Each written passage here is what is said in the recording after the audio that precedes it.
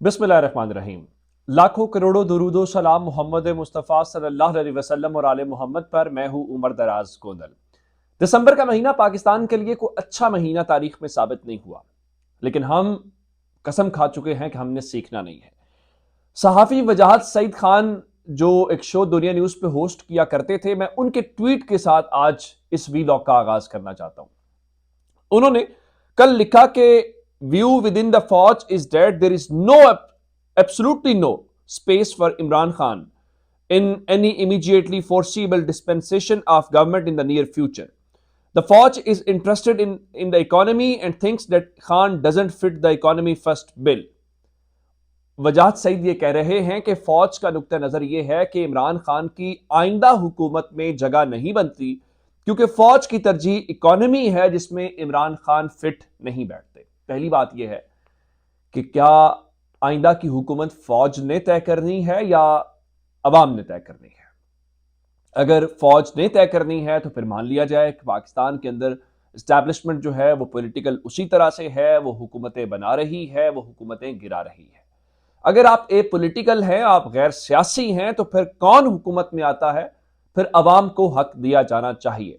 फिर मईशत क्या होगी ये मुल्क के वजीर आजम को फैसला करने देना चाहिए, और मुल्क का वजीर आजम कौन होगा इसका फैसला भी कौम को करने देना चाहिए। और रही बात इकोनॉमी की, तो अप्रैल से लेके दिसंबर तक अगर इमरान खान फिट नहीं बैठते और इमरान खान को निकाल के 13 जमातों को इक्तदार में लाके मईशत का ये हाल है, तो खुदा के वास्ते इन 13 जमातों से दस्ते शफकत उठा के इमरान खान को हुकूमत दे के देख लिया जाए।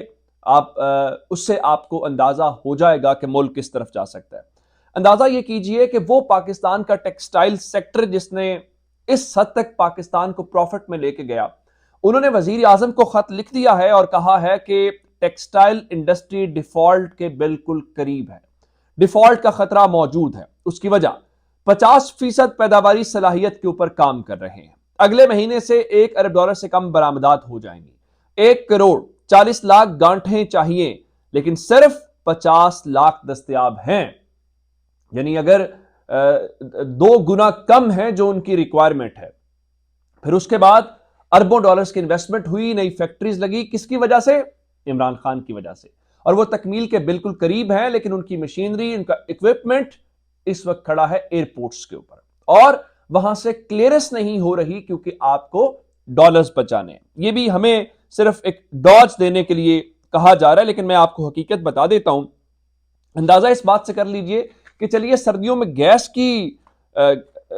की लोड शेडिंग तो समझ आती है, लेकिन बिजली की लोड शेडिंग अगर सर्दी के अंदर भी हो रही है तो फिर मान लेना चाहिए कि ये नाकाम हो गया। उसकी वजह क्या है? मैं अगर आपको सिर्फ तरबेला डैम का बताऊं तो 15 यूनिट है बिजली पैदा करने वाले, पन बिजली जो अब पानी से पैदा करते हैं, उसमें से सिर्फ 2 यूनिट चल रहे हैं। मंगला पे पैदावार बंद है, और पन बिजली की पाकिस्तान की जो मुकम्मल सलाहियत है वो 10,000 मेगावाट है। पता है पाकिस्तान कितनी पैदा कर रहा है? 10,000 में से 9500 मेगावाट पैदा नहीं कर रहे, सिर्फ 500 मेगावाट पाकिस्तान पन बिजली से पैदा कर रहा है, और 3,238 मेगावाट मजमूई तौर पे शॉर्टफॉल है। अगर आप डॉलर्स बचाना चाहते हैं तो फिर आपको हाइड्रो इलेक्ट्रिक की तरफ जाना चाहिए, लेकिन आप तो कोयले और दीगर चीजों की तरफ है, तो फिर आपकी कौन सी बात जो है उसको माना जाए।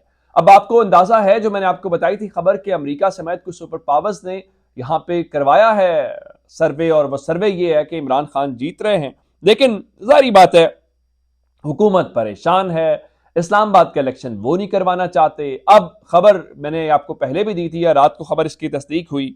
हुकूमत का प्लान ये है कि हम अक्टूबर 2023, तो इलेक्शन दूर की बात है, हम 2024 में इस इलेक्शन को लेके जाना चाहते हैं।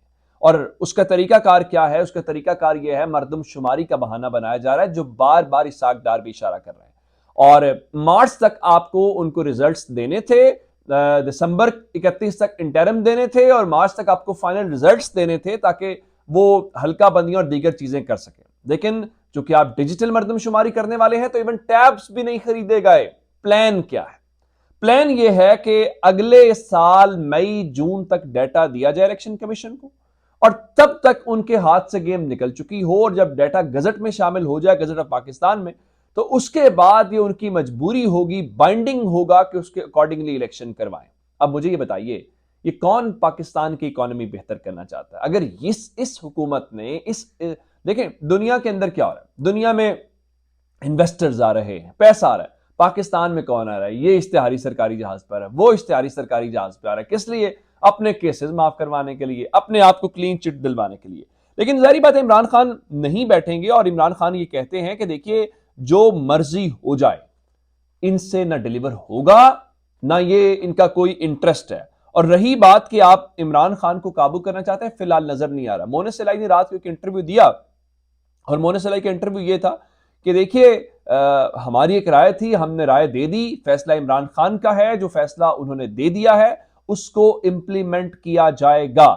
اور پھر رہی بات کہ 11 جنوری تک اعتماد کا ووٹ لیں گے، مونس سلائی نے کہا ہمارا نمبر پورا ہے، ہم اعتماد کا ووٹ لیں گے۔ پھر رہی بات لوگ توڑنے والی، انہوں نے کہا کوئی پاگل ہی ہوگا اس وقت وہ پاکستان تحریک انصاف جو مقبولیت کے انتہا کے اوپر ہے اس کو چھوڑ کے ان کو جوائن کرے۔ پھر انہوں نے اپنے ماموں کے متعلق، شجاعت کے متعلق بتایا کہ میں بچپن سے اب تک یہی سنتا آیا ہوں کہ شریفوں نے ہمیں دھوکہ دیا ہے، تو میرا سافٹ ویئر تو اپڈیٹ نہیں ہوا، میرا سافٹ ویئر تو وہی ہے، ہم ماموں کا اگر سافٹ ویئر اپڈیٹ ہو گیا ہے تو وہ ان کا مسئلہ ہے۔ اور پھر ایک اور رات کو پاکستان تحریک انصاف اور کاف لیگ کے درمیان مذاکرات ہوئے، اور ان مذاکرات کے دوران سیٹ ایڈجسٹمنٹ کے جو فارمولہ ہے وہ ظاہری بات ہے طے ہے۔ اور مونس سلائی صاحب نے رات کو انٹرویو کے اندر یہ بتایا تھا کہ ہم سیٹ ایڈجسٹمنٹ کے اوپر بات نہیں کر رہے بلکہ ہم اضلاع کے اوپر بات کر رہے ہیں۔ رات کو 10:11 کے اوپر چودھری پرویز الہی نے ٹویٹ کیا تھا کہ تحریک انصاف اور مسلم لیگ کاف کے درمیان سیٹ ایڈجسٹمنٹ مذاکرات کا تیسرا راؤنڈ انتخابی سیٹ ایڈجسٹمنٹ کے حوالے سے تفصیلی ملاقات میں حلقوں میں سیٹ ایڈجسٹمنٹ کے حوالے سے غور کیا گیا۔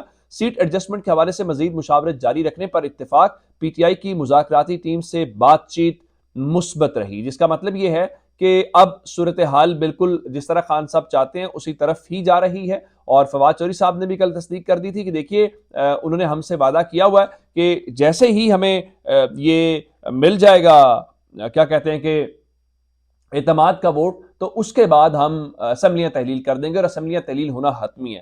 اور خیبر پختونخوا اسمبلی بھی ظاہری بات ہے اس کے ساتھ ہی ٹکی ہوئی۔ رات کو خان صاحب سے سوال حبیب اکرم صاحب نے کیا کہ خیبر پختونخوا اسمبلی کیوں نہیں آپ کرتے؟ ان کا اس کا فائدہ نہیں ہے، چھوٹی سی اسمبلی ہے، اس سے کوئی فرق نہیں پڑے گا۔ لیکن پاکستان تحریک انصاف کی ایک اور داد دینی چاہیے کہ انہوں نے اپنی اسٹریٹجی کو بالکل مکمل طور پہ اپنے کارکنوں کو موبلائز کرنے کے لیے اور متحرک رکھنے کے لیے ایک نیا پلان لانچ کیا۔ نیا پلان کیا ہے کہ وہ ملک بھر کے اندر ریلیاں نکال رہے ہیں، اور آج کے دن یعنی 25 دسمبر سے اس کا آغاز ہو رہا ہے۔ آج ملتان، لاہور اور فیصل آباد اور راولپنڈی کے اندر، یعنی آج مجموعی طور پہ 4 شہروں کے اندر پاکستان تحریک انصاف ریلی نکالے گی۔ 26 تاریخ کو بہاولپور کے اندر، 27 تاریخ کو شیخوپورہ کے اندر، اور 28 تاریخ کو جہلم کے اندر، 29 تاریخ کو سہیوال کے اندر، اور 31 دسمبر کو گجرانوالہ کے اندر ریلی نکالی جائے گی۔ اس کے بعد یہ جو 4 شہر جن کی آج نکالی جانی ہے، 1 جنوری کو پھر ملتان، فیصل آباد، لاہور، راولپنڈی میں نکالی جائے گی، پھر 2 جنوری کو سیالکوٹ، 3 جنوری اٹک، 4 جنوری جہلم، 5 جنوری سہیوال، 6 جنوری کو ڈی جی خان، 7 جنوری کو شیخوپورہ۔ ملتان، لاہور، فیصل آباد، راولپنڈی میں ایک مرتبہ پھر 8 جنوری کو ریلیوں کا انعقاد کیا جائے گا۔ 9 جنوری کو پھر سیالکوٹ، 10 جنوری گجرات، 11 جنوری جہلم، 12 جنوری گجرانوالہ، 13 جنوری سہیوال، 14 جنوری بہاولپور، 15 جنوری ملتان، لاہور، راولپنڈی۔ یعنی کہنے کا مطلب یہ ہے کہ اگلا پورا مہینہ پاکستان تحریک انصاف ہر دن ہر شہر کے اندر ریلی نکالے گی اور اپنے کارکنوں کو موبلائز کرنا چاہتی ہے، جس کا مطلب یہ ہے کہ وہ بار بار عوام میں کھڑے ہو کے کہیں گے ہم تیار ہیں، اور ان کو کھینچیں گے، اور یہ ہر بار کہیں گے کہ ہم عوام میں نہیں جانا چاہتے۔ اپنا بہت سارا خیال رکھیے گا۔ خدا حافظ۔